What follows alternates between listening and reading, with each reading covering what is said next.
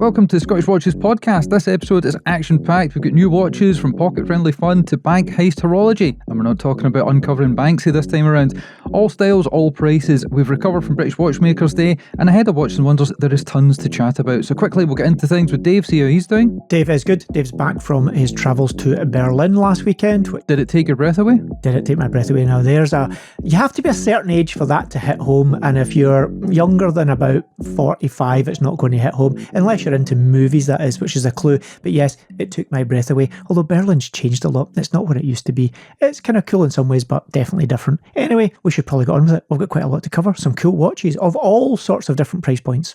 We do indeed, and we're going to try and aim for the moon with our friends at Isotope. Bumped into Jussi and the team down at British Watchmakers Day just a couple of weeks ago, and he was showing us all the latest incantations, all the crazy stuff that he's been putting together, his mysticism and his magic, put into a watch face, a dial, a watch head and a bracelet. And this time around, they've gone a little bit purple.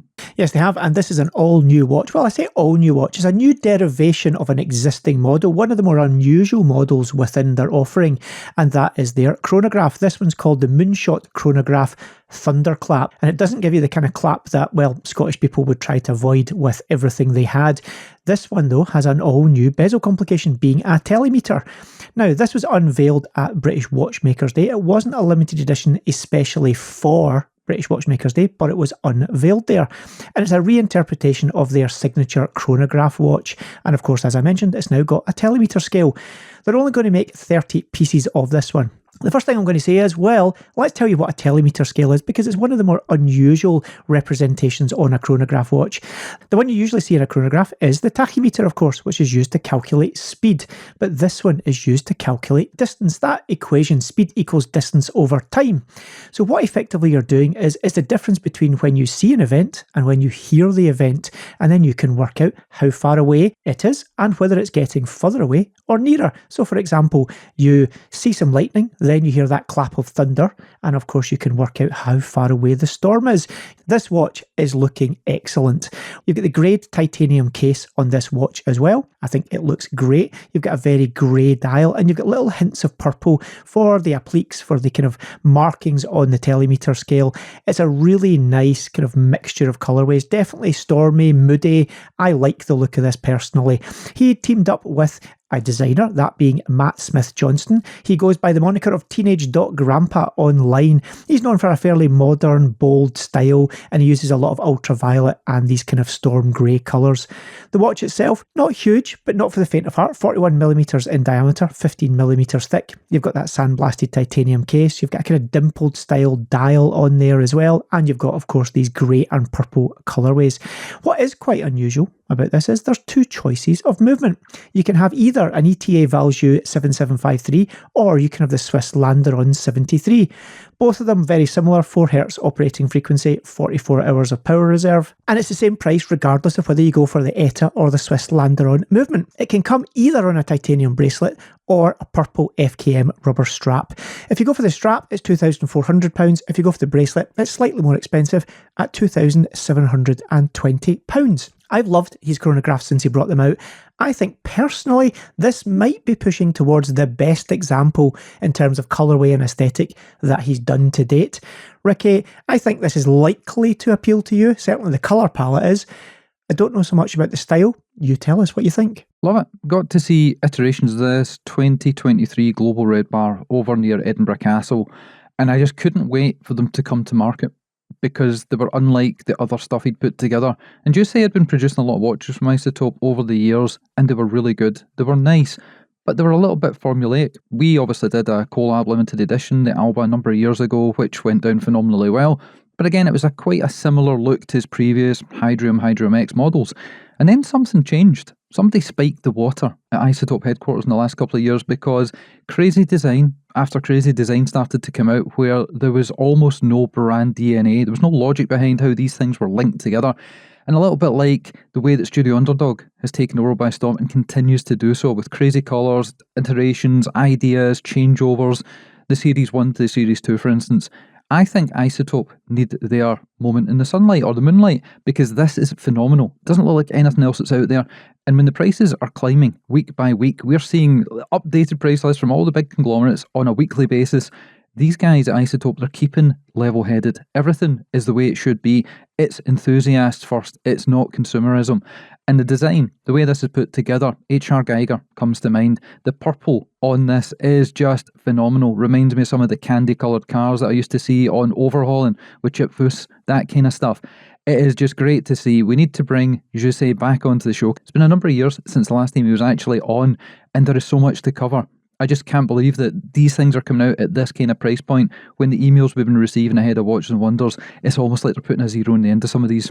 Yeah, absolutely. He's always been a brand that's really delivered strong value for money and a bit of creativity. Many of his watches from the very start, to be honest, I remember meeting him before he'd even launched the brand to market, and he's always had that little creative edge, and he's a man that's not afraid to take a risk. Some of his watches are definitely towards the more out there in terms of aesthetic, case shapes, case designs and how they work, but he's a man that loves to push boundaries. So this is yet another watch in his, quiver of watches that he has that, I would like to own personally. There's many watches I see we review that we like, but I wouldn't want to own them. This is a watch that I would very much like to have. Love the colourway, great things. So yeah, let's see if we can get Jussi back on the show soon to tell you what he's been up to. Yeah, let's do that. Let's tell him to come onto the show, and we're going to tell you to comment, like and subscribe if you're watching us on YouTube, because you know what? It doesn't work anymore. We don't just appear at the top in the subscription feed because nobody sees subscription feeds on the app, on the television or on the desktop. Everything has changed. We're playing the algorithm game these days. So it's all about the comments. It's all about the likes. And if you aren't subscribed, that does help a little as well.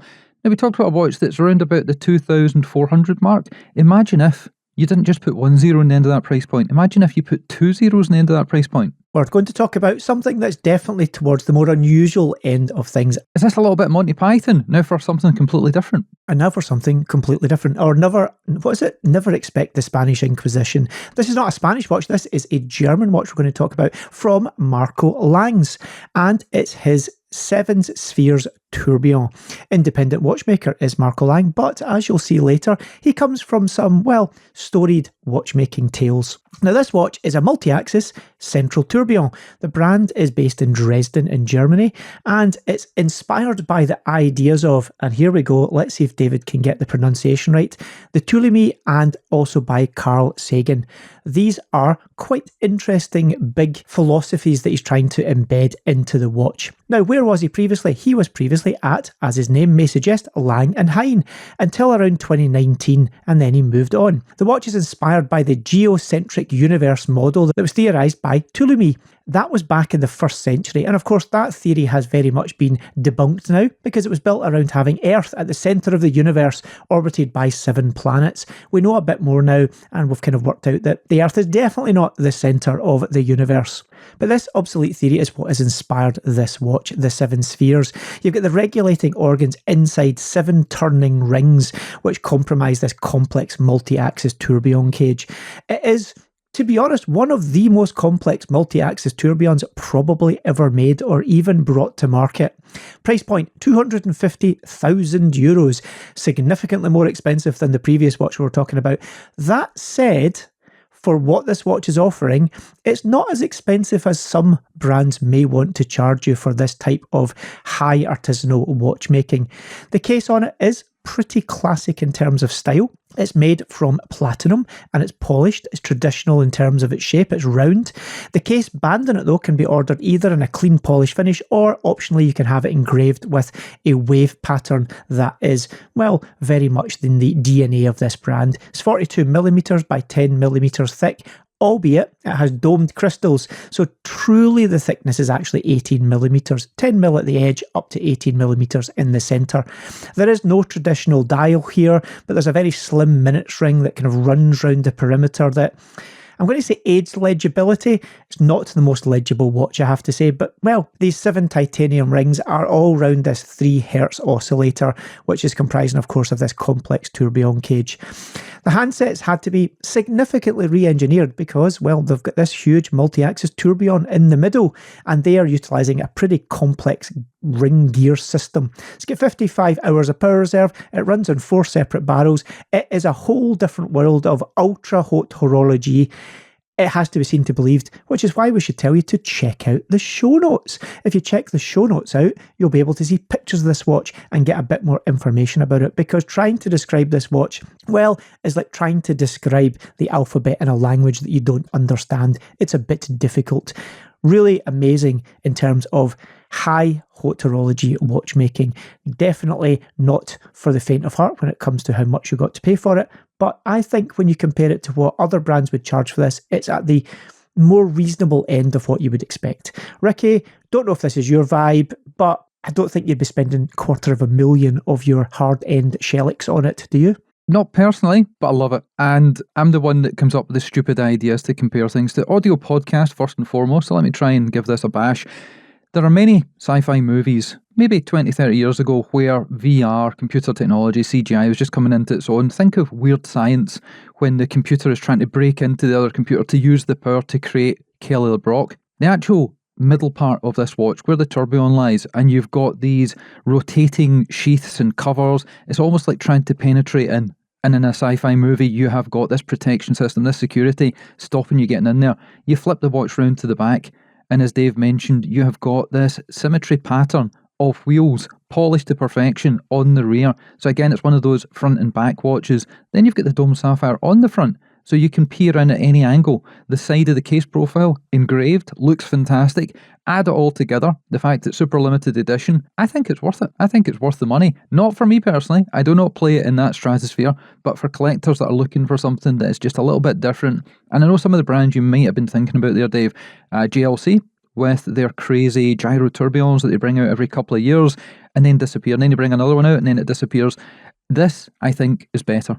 I think this is fantastic. And it goes to show that on the podcast, we like to cover everything from G-Shock, which we're going to talk about later on. There's a cool, funky release out there, right the way through to 2,000, to 20,000, to over 200,000, because the people that listen to this podcast, they're from all across the world, all walks of life. It is a marvel of horology. That's all I've got to say about that watch. As to whether you think it's value or not, that's a completely different question. Reminds me of something sci-fi, as you mentioned, Stargate, or one of these kind of sci-fis where you got all these different rings that spin around in all different axes and you time travel through it. I think it's a watch that if you got to play with it, you got to own it, you have it on your wrist, all you would do, you wouldn't care what time it was, you would just be staring into this multi-axis tourbillon. There's that word again. There's that word again. Not heavy, because that's what Doc Brown would say, but that word tourbillon. Is there not some kind of film or a movie about that coming out? Well, we can talk about that when we get on to talking about what we've been up to, because, well, yes, there's a movie about tourbillon that we can bring up. Right, okay, whatever. You can wait till later on, you can hold your peace, and then you can explain about this new movie. And everybody seems to be doing cool movies. We've seen stuff from Christopher Ward, maybe in the last year. We've seen something recently from Chapek. I will talk about that in the What You've Been Up To part of the show. I got to see that in a screening in Glasgow. But the next thing we're going to chat about is changes, and it's at Tag Heuer. And there is even some news with Tag Heuer that perhaps we're going to be interviewing a super cool dude that works there, that we've seen on stage many times. We're working a few things out before Watches and Wonders, so we've got some juicy content for you. But there has been changes at the top. Yes, indeed, there has been another change in the leadership of Tag Heuer, a brand that's had, well, many a leader over a short period of time in recent history. And we've now got a new person in charge. She is a lady by the name of Beatrice Goaglass. I hope I pronounced the surname correctly. She's the current head of the Americas. Can we just call her B? We'll just call her Beatrice because we can say that. But the surname Goaglass, I think that's right. Probably completely wrong. Anyway, we will move along because she is the new CEO of the brand. It would appear that they're looking for some executive level stability within the brand, I have to say. She's been with Tag Heuer since 2018. She's going to take over that top job on May the 1st. As mentioned, she's currently the president of the Americas for Tag Heuer and she's based in Miami. But there's been quite a lot of changes. You had Antoine Pin, who was the long-term LVMH executive. He left the company back in January, rather abruptly and unexpectedly, we have to say. Seems to have been some disagreements or falling outs there. Previous to him, we had Julien Tournaire, previously of Zenith. He served the CEO for less than a year before he was moved over to the CE role at Hublot. Before that, we had Frédéric Arnault, one of the 5 children of the founder and controlling shareholder, that being Bernard Arnault. So there's been lots of changes and things there. No stability really, and considering Tag is the largest of the brands within the group when it comes to watchmaking, it's a bit of a surprise that they've had this kind of instability at the top there. It'll be interesting to see how she gets on. Hopefully she gets into the job. Hopefully all things settle down. And we, I think, both agree that Tag Heuer has really picked its pace up over the last couple of years, getting itself back a little bit more into the mainstream, bit more acceptable to watch collectors after a bit of a period of, well, it was an entry-level brand is how a lot of people saw it, or it was the watch that was bought for a 18th or 21st birthday, and then you moved on to other brands. But definitely a few cool things they've been doing over the last few years. Over in Dubai, we saw, well, a work of art, a 3D printed work of art that both myself and Ricky, well, we really wanted that watch. The price tag kind of, well, that's going to stop us having that watch, but we wanted it nonetheless. And there are many changes afoot, but before we get into the next protocol, seeing Tag, chatting to them at Dubai last year, and I have said this numerous times, but it stands out as one of the best watches of the event. That, along with the Ulysse Nardin, those were top two watches of the event itself. It was great to see them reinvesting because, like everybody else in the whole industry at the moment, they could have just pulled back. They could have said, right, okay, times are tough, we've got stock, we've got inventory, we can put things together, maybe change a dial here, change a dial there. Brands have done that, and that's what they do in a down market. No, these guys were pushing forward. They were creating new technologies, integrating new things from the periodic table. They were showing us the way that their anti-magnetic systems operate. A genuine, fantastic display of how this actually comes to be. Instead of just telling us about it, they showed us. So if this comes together with this interview that we're going to include in the next few weeks, it will be something to listen to. So check that out. Make sure you are subscribed. Make sure you follow us. You do all the things in the podcast players. Spotify, Google Play, Apple Podcasts, Amazon, wherever you listen, wherever you watch. Make sure you're signed up. And you're also following us on Instagram at Scottish Watches. But the next protocol is a bit of a revolution because it turns out things are changing at GPHG. The guy at the helm there was Nick Folks. You've heard of him before. He is the guy that runs Vanity Fair on time. Barbara Plumbo works for him, and he has been around the industry longer than me and Dave have been probably combined. He's written numerous books, authorised by Rolex, authorised by many other places because he knows what he's talking about. He stepped down recently and we were waiting to find out who was going to be leading the charge with the GPHG going forward. We had some ideas, Barbara had some ideas, and she was right on the money this time. She actually figured out it was going to be Waco, the gentleman that runs Revolution, previously The Rake, and many other things, the man of the hour Discovery TV show that appeared in numerous different places. Don't know if it was in the UK, definitely over in Asia, definitely in America. But he is now running things there. I think that was probably no great surprise to anyone that does follow GPHG. They always look for a big, bold character to lead that jury because the jury is usually made up of people with strong opinions and they need someone that's able to guide and cajole them along the way to come to some kind of agreement. I think he is someone that has spent a lot of time within the watch industry in both media and in various other roles, whether it be the TV programme that Ricky's just been talking about or many other avenues that he has partaken in. And he is someone who loves watches. He's not just a media person who talks about watches. He is genuinely a watch aficionado and has a great depth of knowledge like his predecessor. I think he will do a great job there. Let's see how it all pans out because 2026, the event will be taking place, I believe, in November, and the jury will be announced in and around September time. He will be the man leading that up. So let's see how it all plays out for the 2026 edition of GPHG. He's been on the show before. We've had an insert from him. We've had a full episode many, many years ago before he was this busy. And I remember getting into the hobby back in 2017 when I was scrabbling around looking for any kind of information. It was a different landscape back then. On YouTube, there was just a handful of players. We had the likes Arty Luxury, obviously. We had Tim Mosso at What You Want, I think it was called back in the day. And I used to see these videos from Waco at Revolution, very low quality compared to what we have now. And the one thing I remembered was whenever he was speaking to somebody, we'd always go, yes, yes, yes, all the way through. And then he quickly got that out of his system. And it's great to see how things start off and how things progress. Now he is leading the charge. He is the king at the top of the table when it comes to GPHG, the watch Oscars that is looked forward to. And fingers crossed, if he's at the helm, he can make sure things run properly. And when they bring on a compere like Anton de Con, they get him to do the job properly, not actually tell you who won the thing before releasing the question and asking who do you think is going to win from the nominees. But I digress. Time to talk about more watches. And we'd mentioned G-Shock at the start of the show because they're more budget friendly, they're more economical, easier to get on the wrist, pocket money friendly. And there have been various iterations in the last couple of years. I remember the manga series. I managed to pick one up. It was one of those blink and you will miss it. get it on eBay for 3 times the price numbers, but I managed to get one back in the day. Beautiful blue number, there was a white one available, and I got a gift from the wife of a D1 Milano sketch watch. Well, it turns out this time around, G-Shock have worked with somebody, they've created something. It's a little bit like those two, but I think it's actually the marriage of both, and even better when it's delivered on wrist. G-Shock have teamed up in this case with Joshua Vide. He is the person believed to have popularised this whole sketch concept. There's been many watches, including some from G-Shock, with this general feel and look about it. It's a kind of cartoon style is the best way to describe it, but he's believed to be the artist that was responsible for popularising this aesthetic with some of the major brands in the world. There are 2 watches based upon 2 of the most popular silhouettes within G-Shock. There's the white watch, which is based on the 5600 series, and there's a black watch, which is based on the 6900 series watches. Technically, both of these watches are essentially the same as the stock standard model that you would get, but of course with this revised aesthetic and packaging with it as well. His signature reality to idea concept, that's what it's called. It uses these cartoon style lines to make real life objects appear as if they're 2-dimensional sketches. The watches, well, the 5600, it's just under 43mm, it's under 14mm thick, it's 49mm lug to lug, it's got the 200 metres of water resistance, and of course it's got that battery-powered quartz module on there as well. They've not gone with the reverse LCD on this one, which I think is a good thing. And of the 2 models, the white one is by far and away my favourite. It looks better. I think it really represents the whole kind of idea of this style and sketching better than its alternative partner in there as well. Both of them are going to be the same price, $180, so definitely at the much more affordable end of the spectrum.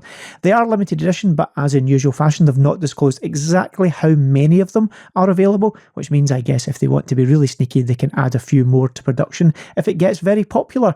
I think they both look great, but I think the white one, I prefer that style of G-Shock, and I think it just holds that palette better than the black one. Ricky, you're probably going to say the exact opposite, but I hope you think the white one's the best one as well, because I know I'm correct in this case. Well, I'm going to jump in and say I actually like them both for different reasons, because it sounds like they're the same thing. And if I was to try and explain in an audio format for people that are listening in the car, going to the gym, doing whatever it is you do as you listen to the show, I would say think back to Aha, Take On Me, the music video, where it was pencil sketch idea, the way that it all came to be, and it's a fantastic music video in its own right.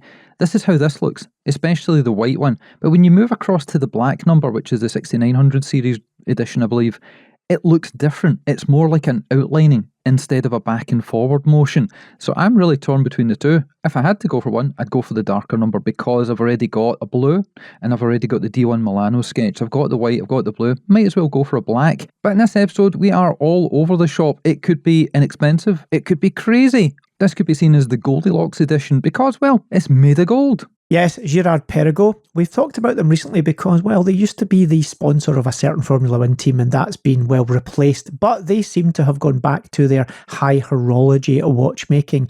This is the all-new Girard-Perregaux minute repeater flying bridges. Now, this is their 3rd benchmark caliber in less than 6 months, so it seems like they've got their Speedy Gonzalez shoes on, and they're really getting in and about these new calibers. This is the new GP9530, and of course, well, as the name may suggest, it's incorporating a minute repeater, but it's also intertwined with an automatic open-worked tourbillon and the signature flying bridges that the brand is well known for.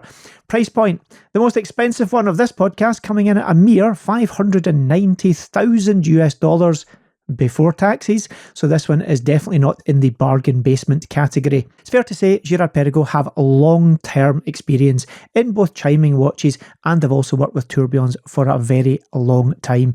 The finishing on this watch is in the ultra stratospheres. This is ultra haute horologie. You've got 2 grand complications in there. You've also got an all-new self-winding micro rotor system, and the movement is fairly substantial. It's 43.5 millimeters by 10.75 millimeters thick. It's got a lot of movement stuff going on in there as well. Back in 1996, Girard-Perregaux did combine a minute repeater and a tourbillon for the first time on a wristwatch. On this one, the plates and bridges are made of titanium. You've actually got some water resistance, which is something quite unusual for a watch of this type and style. It is only 30 metres, that said, but it will save it if you're washing your hands and you get some water splashed. As Ricky mentioned, it's gold, pink gold to be precise. You've got the 3 stylised flying bridges on there, 2 on the front, the third's at the back of the movement. They're supporting this, of course, very elegant structure where you've got the chiming mechanism and the tourbillon. It almost seems like they're flying or levitating in mid-air. What can we say about it? Well, you've got 1,340 hand-polished chamfers, including 295 interior angles. That puts it immediately into the hot horology category, no matter what you think. They've managed to keep the watch relatively compact considering the size of this movement. Comes in at 46mm. Definitely a big boy, but tight considering how big that movement is. Under 18mm in thickness, of course, with these big glass spheres on it at the top and bottom to allow that tourbillon to exist. You've got a pink gold inner bezel ring on there as well. You've got the applied hour markers that do actually have some blue coloured luminescent material. It comes on a black rubber strap with a kind of fabric effect and on a pink gold deploying clasp. It's classic Girard-Perregaux. If you like the 3 bridges concept, you're probably going to love this. It's definitely at the ultra high end of watchmaking from any brand. We're into the stratosphere when it comes to pricing here, but as always, the world will find a place or a home for these watches. They wouldn't continue to make them. I love a watch that chimes, especially one where a lot of work has gone into making that chiming sound as good as I'm sure it does in this watch. Not had the pleasure of hearing it yet, but we do always catch up with Girard-Perregaux at a few occasions through the year at various events, and I'm hoping that maybe we get a little, well, hands-on and ears-on with this watch. Love it, love it, love it. Ricky, it's your turn to talk. Oh, thanks, Dave. Forgot I was here for a moment. I like it. It's not my favourite GP. Still is the Aston Martin that is almost the same colour as your top, as I'm watching you just now on the screen. But this is what it's all about. Just because a brand releases a watch that maybe I don't like, it's not in my wheelhouse, well, there's something else in the catalogue that they do, or there's something coming down the line. And going back to an earlier conversation, the fact that things are a little bit slow in the industry just now has not thwarted anybody being creative. In actual fact, people are pushing harder. We're getting emails from brands, we're communicating with different people all the time. And a lot of these people are brand new. They're either brand new to the company or they're brand new companies in themselves. At Watchmakers Day, we saw brands we didn't even know existed, which is strange because we try and keep our finger on the pulse at all times. And it's great to see Girard-Perregaux doing so well, along with their almost brother, step-brother brand, Ulysse Nardin. Big year for them. And there are some emails sitting that I need to action where we're going to be doing a lot of content with them because it is a huge anniversary for the Freak and the brand itself. GP doing great things along with UN this year. Who knows what they could be up to together or independently. But it's time to talk about what we've been up to. And should I start or should you go first? Well, I'd like to know what you've been getting your teeth into recently. What I've been getting my teeth into recently? Well, it turns out a lot of people have messaged me to say, have you seen Nico Leonard's new Nashers? And that's a lot of alliteration. I managed to get that one out quite easily because it didn't fall over my teeth. But the comments in some of Nico's latest videos have not been kind. He is a guy we've met numerous times. He's been on the show before. We've seen him rising from the ground up the way, ground swelling, taking over, watches, cars, golfing, all kinds of stuff. But the latest video that actually appeared on YouTube, I hadn't seen it myself, but I got some messages and then emails started to pour in saying, have you seen his teeth? Is this an April Fool's joke? Go and read the comments on the video. And I did. And they were not kind. People were comparing him to Donnie from The Wolf of Wall Street, the Jonah Hill character, and various other things. So I've got no idea what's going on. Dave, do you? I have no idea, but I have also been witness to some of the comments, which are, yes, slightly direct. I think that's one way to put it. But you know, the thing is, with Nico, he dishes it out to everybody. I mean, we all remember the infamous video where he said some things about Davide Serrato, CEO of Bremont, and he wouldn't leave his kids in his attendance, and then there was a Photoshop Jimmy Savile picture appeared on the screen. So he's not the kind of guy that shies away from a bit of controversy, so I think he'll give as good as he gets. Yeah, I'd like to think so. I think it's the old saying, live by the sword, die by the sword. But, well, he obviously wanted some new Nashers, and, well, it seems that he's got some new Nashers. I'm sure it will all die down when people come used to it. But anyway, other stuff that you've been up to other than looking or beavering around on the internet to get comments on people's teeth. Beavering around? Damn, you went there, Dave. What else is happening? Watches and Wonders Prep, a ton of it. an absolute ton of it. I don't know what it's like for you at the moment because I've not checked in. We haven't even caught up since Watchmakers Day to plan anything. It has been absolutely chaos. I did get Mr. Rolex's book. Thanks for that. And thanks, Dave, for delivering it to me. I haven't even opened it yet. When I was down at the limited edition San Pietro, I finally got a copy of his book signed, which was fantastic. We've made some jokes about people in the audience with Tourette's and all that kind of stuff because we're Scottish and we can get away with stuff like that, you know. But I actually watched the movie that caused all that problematic stuff at the BAFTAs recently about the gentleman that was involved in the hullabaloo. And I've got to say, it's one of the best films I have seen in a very, very long time. I went in with low expectations, didn't really know many of the cast. The guy that played the janitor, seen him a million times before, he's very famous, but the rest of them wasn't aware. And I watched this thing with Simona start to finish, and it was a roller coaster, an absolute roller coaster. And then at the end, when it showed you actual footage of the guy and growing up with the disease that he has, it was just mind-blowing, touching in so many different ways. Apart from that, I'm trying to think. There was lots of chat on the internet over the last couple of weeks about Jim Carrey's been replaced with a clone because he looks like he's wearing a mask. What else has happened? Went across to the Chupec event that we organised here in Glasgow. Dave was obviously in international waters at the time. Met up with Xavier and the folks down at Jamesport and Son. Sandy Hislop was there, the Whiskey Blender dude. We had a great time. Then we went for lunch with Zav the following day because he needed chaperoned around Glasgow. You know, it's a dodgy place. You can't come here alone if you're into watches. You have to make sure that we're there to guide you through the passageways, give you safe travel and all that. And that is pretty much it. My mind is melted with all the emails that are coming in from all the brands. As Dave's talking away there, my phone is pinging with new information about this, that and the other. So I'm going to put a cap on that, pass it across to Dave and see what he's been up to. So what's David up to? He went to Berlin with The Work, that being, of course, the brand that is Arage, because we had our all-new movie, a film called Taming the Whirlwind, and we did the worldwide premiere of it in Berlin. This is the second film we've made. We made one a few years ago. I'm sure we did talk about it at the time, which was called Chasing Microns. And this new film, well, maybe the clue's in the title, Taming the Whirlwind. Whirlwind being, of course, the English translation of tourbillon. And it's a film all about the journey with the brand and why we decided to make a tourbillon and all of the ups and downs of the journey along the way. It went down, well, very well, if I may say so myself. People seem to really enjoy it, and that's something that is going to be rolling out through April and onwards. We're going to be doing various cinema events around different locations wherever we can get to, and then eventually it will be launched onto the YouTubes for everyone who couldn't get to a cinema to obviously watch that film as well. So that's what took up the majority of my time, to be honest, for the last week, because I travelled out on a Wednesday and I only got back at the end of the weekend. So that's taken up the vast majority of my time.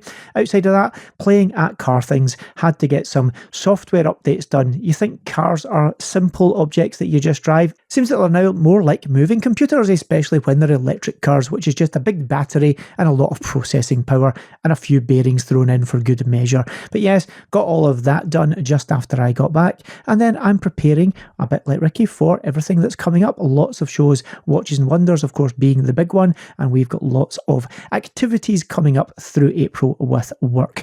Outside that, nothing too exciting. I've got that film, I swear, lined up to be watched myself as well.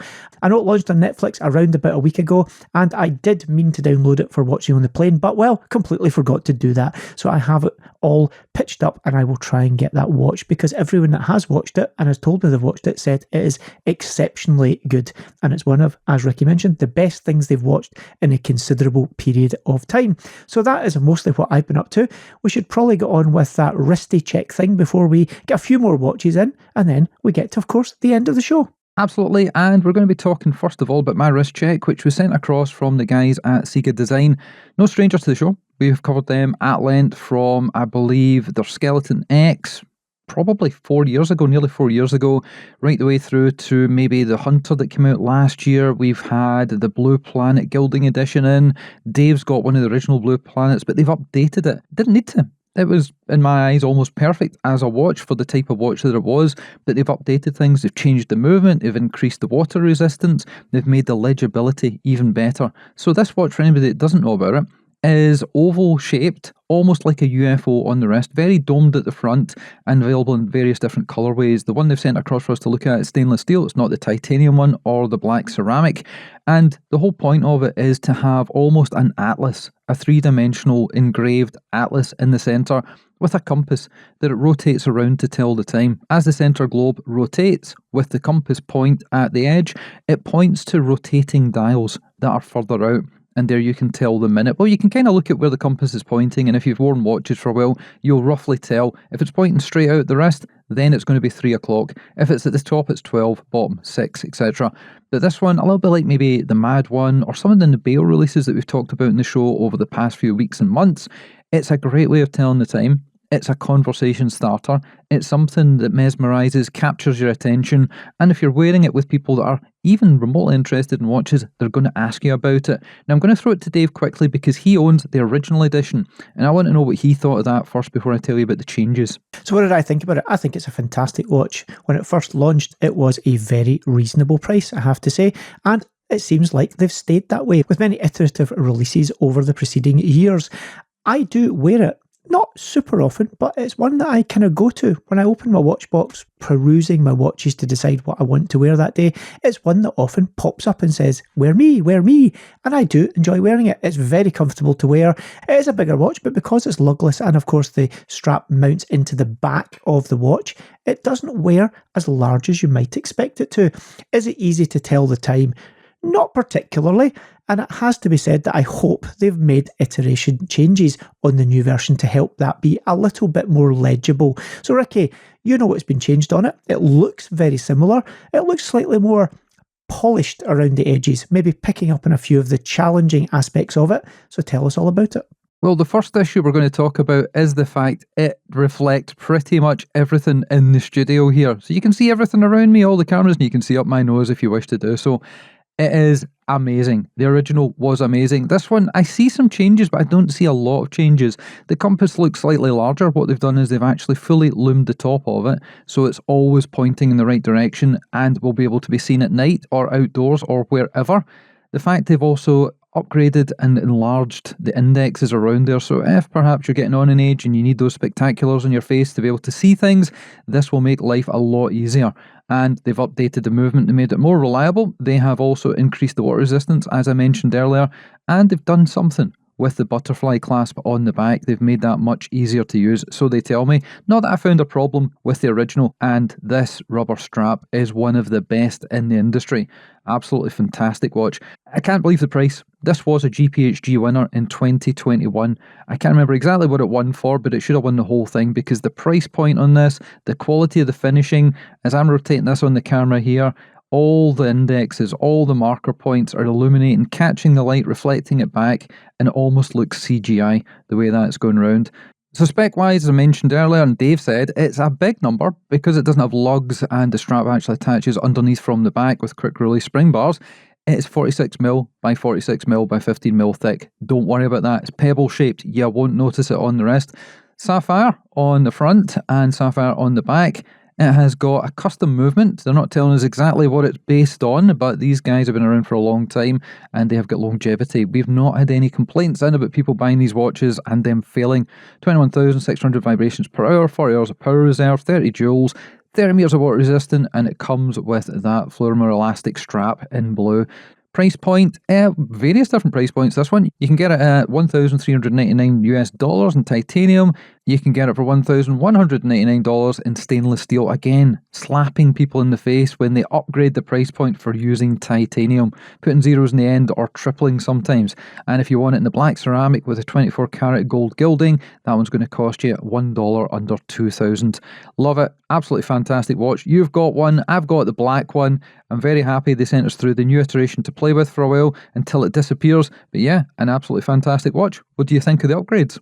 I think they are sensible upgrades. The movement, I think that was more down to the previous one being more difficult to service if indeed it did need work on it. So they've made it a little bit simpler to be serviced. The additions in terms of the legibility, that's a great thing in my opinion. Bit more lume on it. bigger indices, bigger numerals on there to make it more readable. They've just really gone round the whole thing and given it a bit of a facelift. I would describe it as a mid-life facelift, very much still the same aesthetic DNA, looks very similar. Probably to most people, if you put them side by side, they'd barely be able to tell the difference, but in terms of usability, just upped the game ever so slightly, and not much change in the price point either.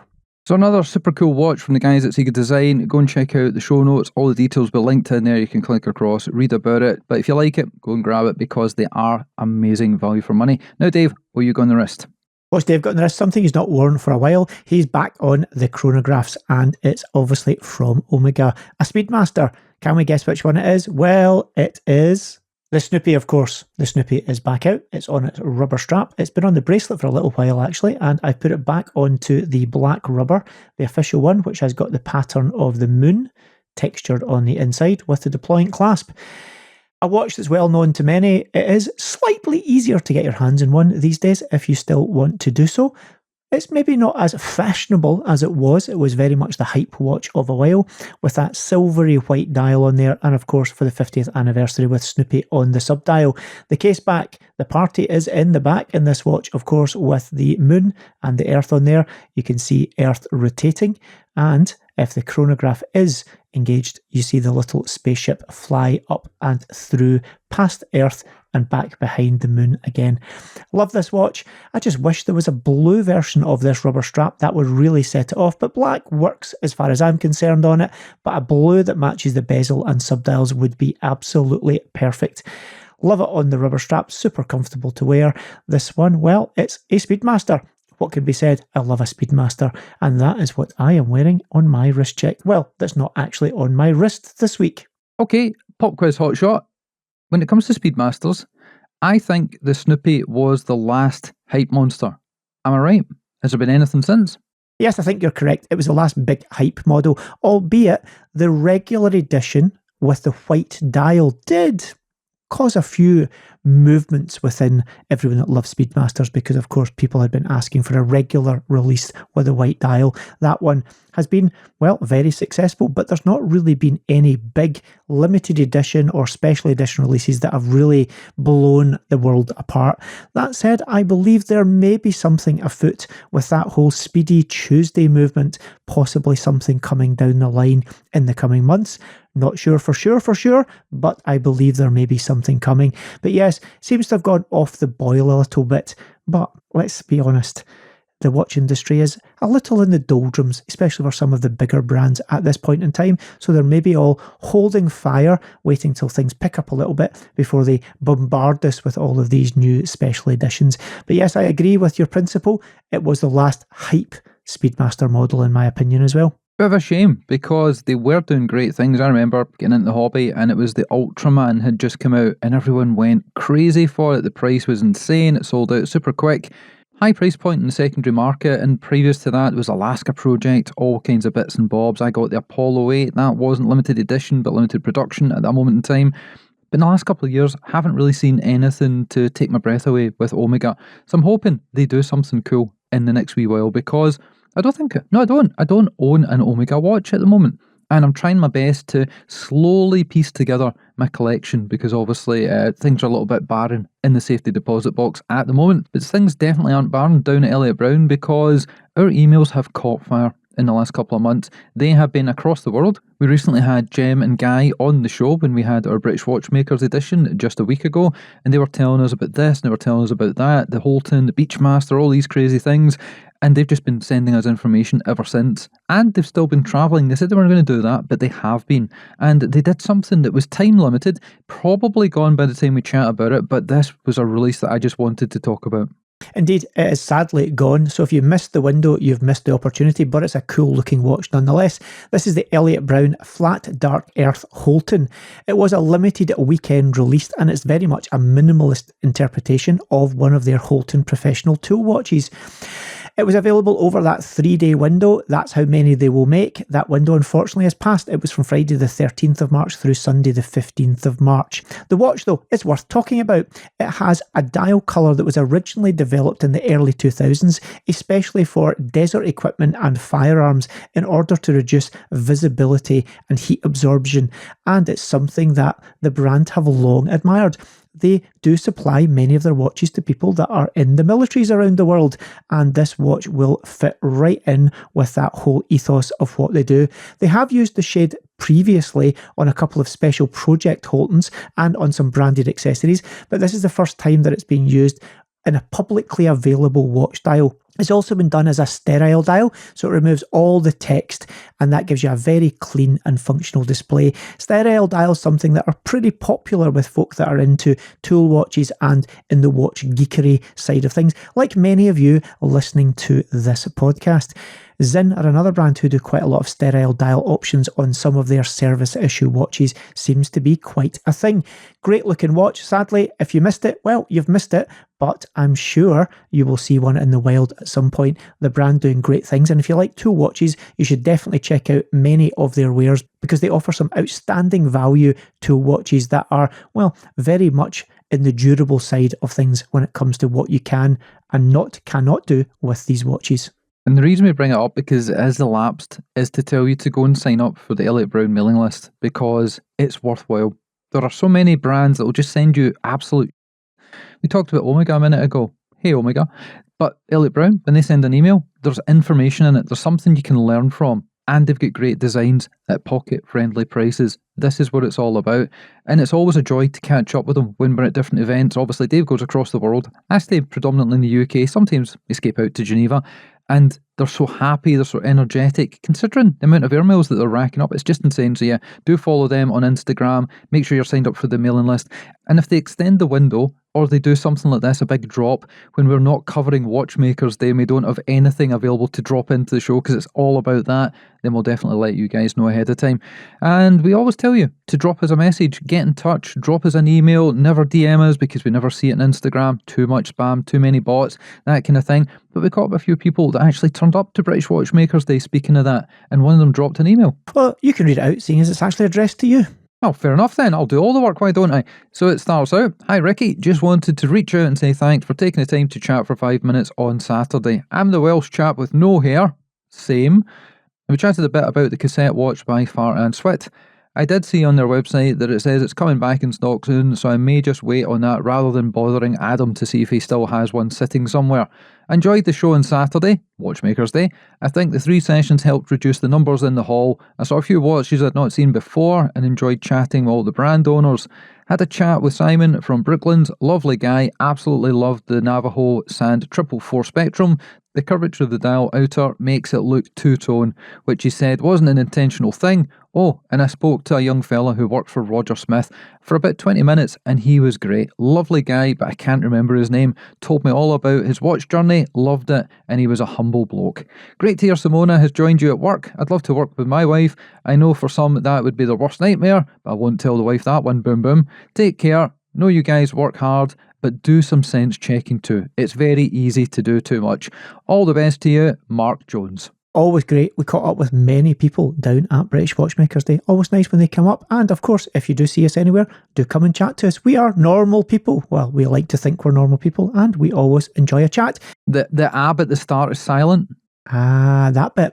But yes, anyway, come and talk to us if you see us because we often learn things from talking to people like yourselves. You all have knowledge that we don't have and it's always good to get that passed on. We love a bit of pub ammo and we can talk about it in the show and look as if we know what we're talking about for a change. And a brand that knows what it's talking about because it's been doing it for 70 plus years here is Tissot. Yes, indeed, Tissot are bringing back the Viso date collection. That is something to do with their heritage. It was first introduced back in 1954. Now, that was quite an interesting period because many of the watch brands were just recovering after World War II, where they were predominantly producing military watches and started turning their attention back to the civilian market and selling watches to the normal people. Date functionality had begun to become more standard. It had only been just under 10 years since Rolex had actually introduced the first automatic date watch, that being the Datejust back in 1945. In the case of this one, it's a 39mm watch in steel. It's got angular lugs, a smooth bezel. There's 3 dial colours, the very classics, blue, black and silver. The last of those, the silver, also features some gold coloured hour markers and hands. The central discs all feature a kind of vertical brushing, but you've got this kind of against the comparison of the circular brushing on the hour scale. Date function sitting at 3 o'clock, uses of course the Powermatic 80. Would it be anything else? 80 hours of power reserve. On a bracelet or on a strap, 710 on a strap, 775 on a bracelet. If you like classic watches that are not quite as avant-garde as some of the other things that have been done by the brand recently, this could be your thing. Seems a lot to say, let's celebrate the date function, but we need to remember that's something that is relatively recent, albeit 70 years ago, but it's something that's not always been on watches. And there's big debates still with many a watch collector about whether a watch should or indeed should not have a date disc. And if it does have a date disc, should it be colour matched? What position should it be in? What should it look like? How legible should it be? Should it have a cyclops? All of these things that we love to argue about. Good looking little watch from them. Nice to talk about something from Tissot that is not, well, one of the watches from Tissot that of course we've been talking about for the last few years. Something a bit more sanguine, a bit more down to earth. If you like dressy looking watches, this could be for you. Nothing super exciting here, Ricky, but a good looking watch nonetheless. It's a cool looking watch, not my style, but we cover everything on this show. And this is a call out to you listening or watching at home. If there's a brand we haven't spoken about, if there's a model we've missed, or maybe there's something from the past that you just want us to talk about, look into, and maybe explain to folks on the show, then do get in touch. Drop us an email, info@scottishwatches.co.uk. And we're going to round the show out with a brand that we've seen a number of times at Geneva Watch Days. Previously, Stephen Lee was dealing with them. Not sure if he's still involved in things behind the scenes. And it's never a watch or a watch brand that I've seen on people's wrists, but they should be, because they've got a unique story. They've got a unique way of putting the cases together. I believe they don't use much in the way of gaskets or sealants. They actually use pressure of metal to do this. And that is Maru Musi. They have got a new release out that Dave is going to tell you all about before we finish up. Indeed, well, actually not just one, 2 new releases. There's the Architect Golden Cosmos and the Architect Golden Oasis. Back in 2025, they did a collaboration with an Italian architect called Arturo Tedeschi. Hopefully I've got that right as well. And it sold out. And they're following up on that success with the second and final series within their Architect lineup. Both of these watches are representing something slightly different. One of them is representing celestial bodies and the other is minerals as inspiration. They're 44mm in diameter, 13mm thick, and they're constructed from grade 5 titanium. Both of them also having 300 meters of water resistance. The displays in these are partially open worked, and they've got a very distinctive skeletonized motif that occupies the majority of, well, where the dial should be as well. In terms of these watches, that framework is presented or made out of red gold. The Golden Cosmos is a meteorite basis of the dial, and the Golden Oasis has got a blue PVD representing minerals and water. It's got the Caliber MMO1 SK automatic movement, gives 55 hours of power reserve. There's only going to be 27 of the Cosmos edition and only 10 of the Oasis edition. Price point coming in around the 32,000 Swiss franc mark. Definitely check the show notes out, because to try and describe how, I guess, this part of the dial, this kind of skeletonized area works, is very difficult. It's quite organic in many ways, difficult to explain. Check out the show notes to see the pictures of it. A brand that's, well, even if you just want to know how they do things slightly differently, if it's not for you in terms of wanting to buy one, check out how they make their cases, as Ricky mentioned, because they're doing things slightly differently to how others do it. And we all know we love a bit of interesting information that we can bamboozle our other watch friends with. Good looking watch in many respects. Not for me, I have to say. Do love what they do in some of their watches. This model, or both of these models, they're not my vibe. Maybe they're more Ricky's vibe. Ricky, are they or are they not your thing? They certainly are, because they look like nothing else I can think of. The lighter blue one, the pale shade, the baby blue one, is my favourite of the bunch. And I love the way they've got that strange organic shape that almost looks like, I don't know, gotta be careful with words. Here's something that we noticed recently. Depending on the words you use and the order of said words, YouTube might limit your video. So if we upload a show to YouTube and we talk normally, we don't say anything too confrontational, we keep away from the bad stuff, right? We don't mention certain things, but even mentioning something that is completely innocent, it can mean that most of the people don't get to see our videos, which is really strange.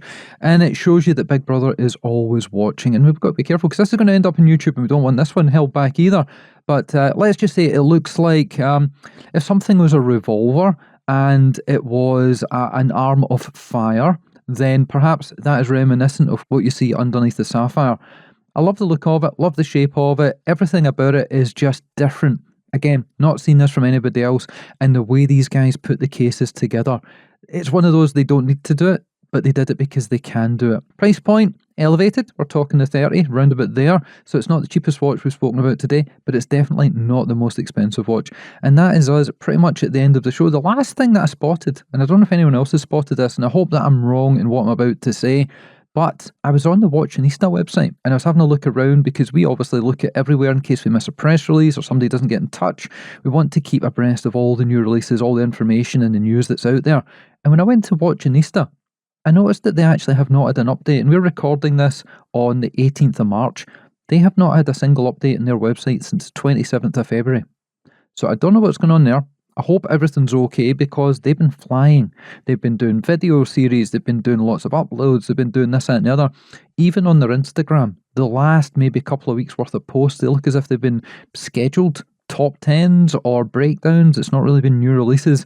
So hopefully they have not fallen by the wayside. Hopefully everything is super cool with those guys, and we'll keep an eye on it and let you guys know if we hear any further developments. Apart from that, Dave, what in the back catalogue should people check out? So the first thing we should do is check out episode 761. That's where we talk all about the Glasgow Watch Show.